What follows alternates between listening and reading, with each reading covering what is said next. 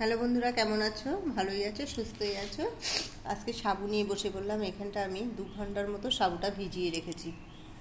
ভিজিয়ে রাখার পরে এখন আমি একটা মোটা সরু পাত্র নিয়েছি, যেন এটাকে মাখা যায় ভালো করে। দেখতেই পাচ্ছ, মানে টাইট করে মাখতে হবে। এর ভিতরে নিয়েছি 2টো সিদ্ধ আলু, এগুলো কিন্তু সব সিদ্ধ, ধনেপাতা, কাঁচা লঙ্কা আর তোমার সুজি আর লঙ্কার গুঁড়ো আর ধনের গুঁড়ো।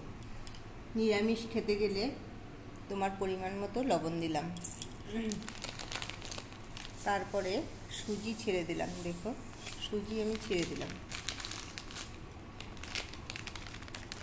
ধনের গুঁড়ো ছেড়ে দিলাম, এটা একটা গন্ধ।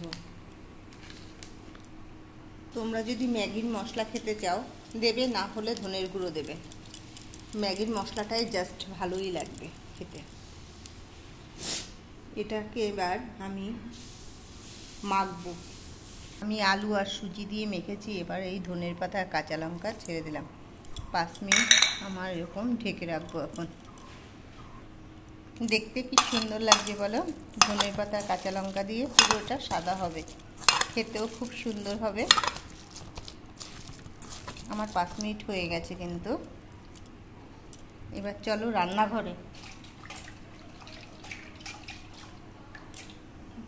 এবার রান্নাঘরে চলো। আমার তেল গরম হয়ে গেছে, এবার আমি এক এক করে ছেড়ে দেব। এক এক করে আমি ছেড়ে দিচ্ছি।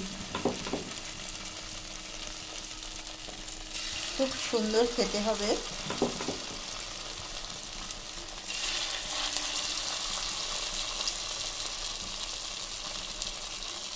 সব এক এক করে দিয়ে দিয়েছি, খুব টেস্ট লাগবে। দেখো কি সুন্দর লাগছে দেখতে, কি সুন্দর লাগছে দেখতে। আমার হওয়ার পালা। তোমরা নিরামিষ যদি খাও তাহলে খুব টেস্টি খেতে, এগুলো করে খাবে, হেভি টেস্ট। তোমরা মুড়ি দিয়ে খেতে পারো, ডাল দিয়ে খেতে পারো। এখন আমার নামানোর পালা। দেখতেও খুব ভালো লাগছে। বন্ধুরা, লাইক শেয়ার কমেন্ট করো। আমি প্রতিদিন যা বলি আজকেও তাই বলছি। সাবুর পাঁপড় নিরামিষ, যারা নিরামিষ খায় তাদের জন্যই আজকে আমি করলাম জিনিসটা। সোমার রান্নাঘরে। টাটা, লাইক শেয়ার কমেন্ট করো। এবার আমি নামাবো ওগুলো। বেশি লাল লাল করলে কিন্তু ভাল লাগবে না, এরকম মিডিয়াম সাইজ করলেই ভাল লাগবে। সাবুর পাঁপড় কেমন হয়েছে লাইক শেয়ার কমেন্ট করো বন্ধুরা। আর কি বলবো, সোমার বাটনটা চেপে দিও যদি ভালোই লাগে। টাটা। নিরামিষ, আজকে নিরামিষই করলাম। তোমরা বিকালের টিফিন এরম করেই খেতে পারো। প্রচণ্ড সহজ, দেখলেই তো আলু সুজিই লাগলো, আর কিছুই লাগলো না। টাটা, লাইক শেয়ার কমেন্ট করো। আর দেখো, আমি ভেঙেও দেখাচ্ছি, পুরো কচমচে, পুরো দমে, ফাটাফাটি খেতে।